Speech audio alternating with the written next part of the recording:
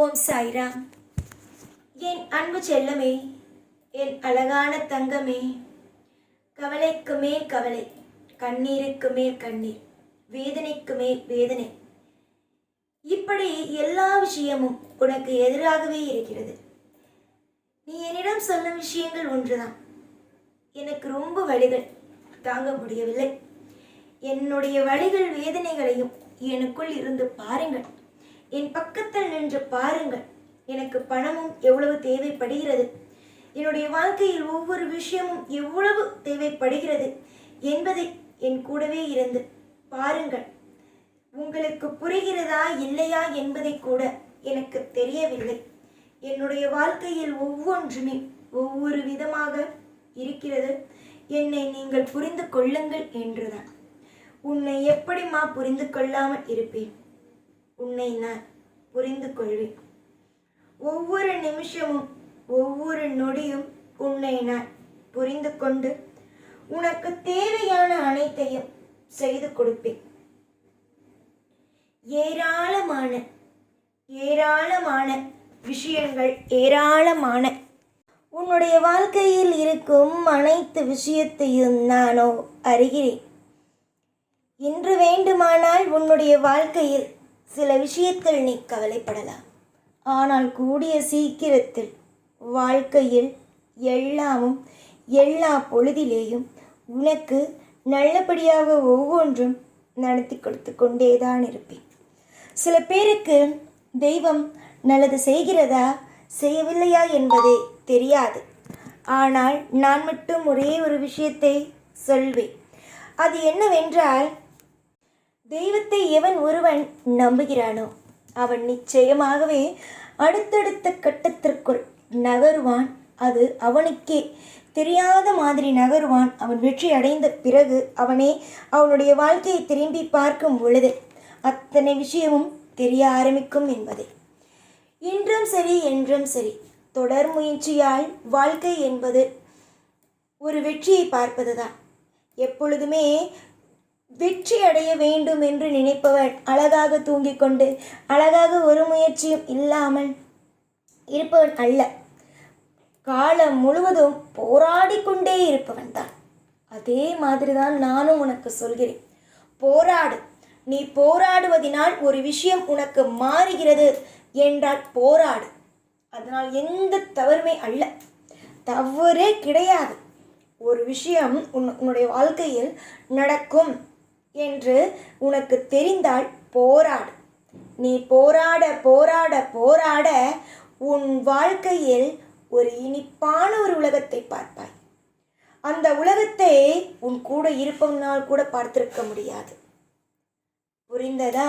அந்த அளவுக்கு இனிமையும் அந்த அளவுக்கு சந்தோஷமும் உனக்கு கிடைத்துவிடும். தேவையில்லாமல் குழம்பாதே.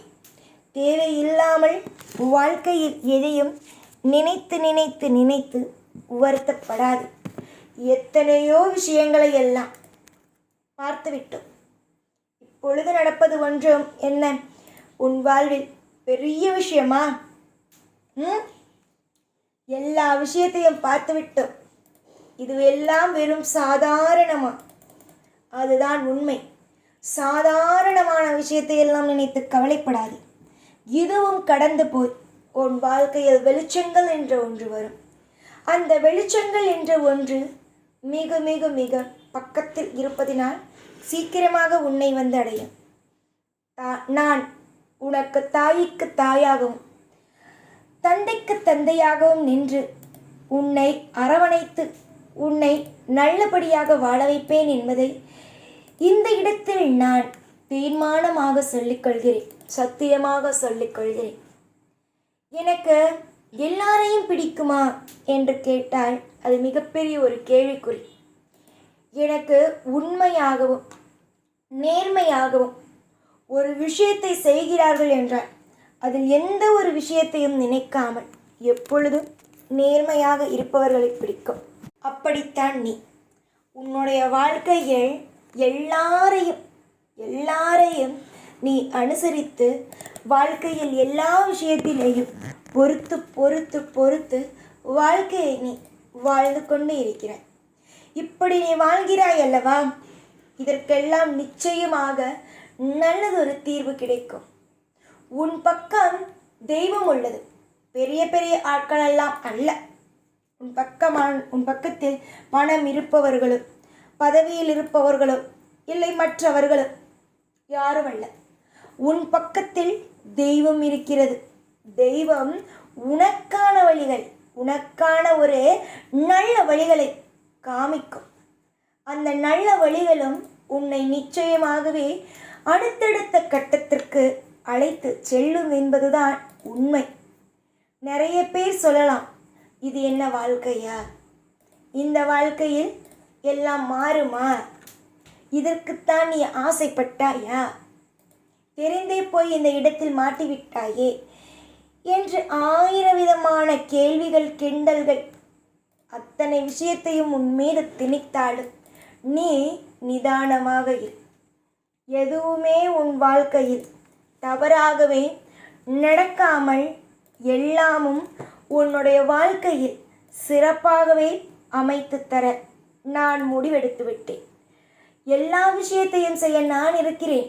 எல்லா நிமிஷத்திலேயும் எல்லா பொறுப்புகளையும் அள்ளி கொடுக்க நான் இருக்கும் பொழுது நீ எதையுமே நினைத்து கவலைப்படாமல் இருப்பதுதான் ஒரு சிறந்த பக்தனுக்கு அழகு.